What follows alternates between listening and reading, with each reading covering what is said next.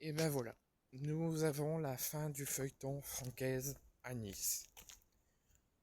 Ce feuilleton Francaise, ça nous fait penser au feuilleton qu'on a eu il y a quelques mois de cela avec l'affaire Kylian Mbappé.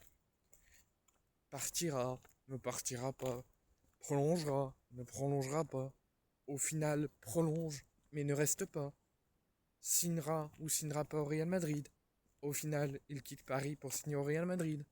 On a eu des mois et des mois de spéculation, d'épilogues, d'affaires, de faux mensonges, de fausses informations. On en a eu des tonnes et des tonnes dans cette affaire Kylian Mbappé et du Paris Saint-Germain et du Real Madrid. Mais là, on a eu un épilogue de Francaise. Partira pas de Nice. Annoncé démissionnaire. Annoncé non démissionnaire par le club à plusieurs reprises, par l'intéressé, à plusieurs reprises en interview, en conférence de presse. Il parlait même des indemnités de salaire, des indemnités d'un départ, d'une démission. Pendant plusieurs semaines, on a eu ça, on a eu des prises de parole, on a eu des interviews, on a eu des prises de parole de la direction également, et tout le monde faisait union sacrée et préservait Francaise à la tête du club. Et lui a plusieurs fois mentionné qu'il ne, malgré l'état du club, qu'il ne comptait pas démissionner et qu'il comptait rester à Nice. Mais d'un coup, on a eu un premier épisode où on nous annonce que Francaise démissionne, malgré tout, de l'OGC Nice. Et ça, on l'a eu pendant 2 heures. Après plusieurs semaines de prise de parole, d'interviews, je ne démissionnerai pas, où on parlait des indemnités, etc. On n'en parlait plus parce qu'on était tous sûrs que Francaise resterait.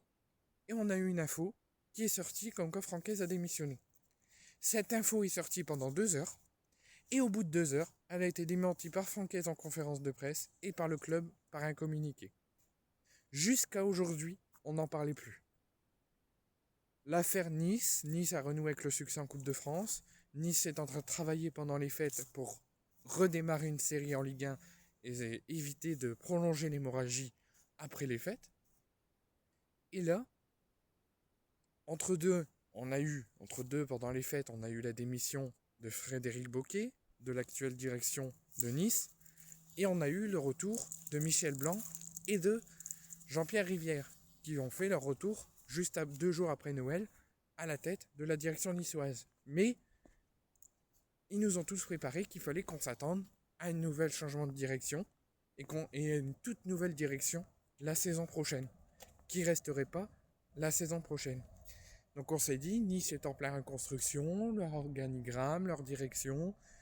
Ils font l'union sacrée avec Francaise, rien ne va, mais on continue de la même manière. Et là aujourd'hui, on nous annonce, c'est officiel, Francaise l'a annoncé, l'OGC Nice a fait un communiqué, et d'un commun accord, l'OGC Nice et Francaise, c'est terminé. C'est sûr, c'est officiel, Francaise l'a dit publiquement, l'OGC Nice l'a communiqué via un communiqué sur leur site officiel.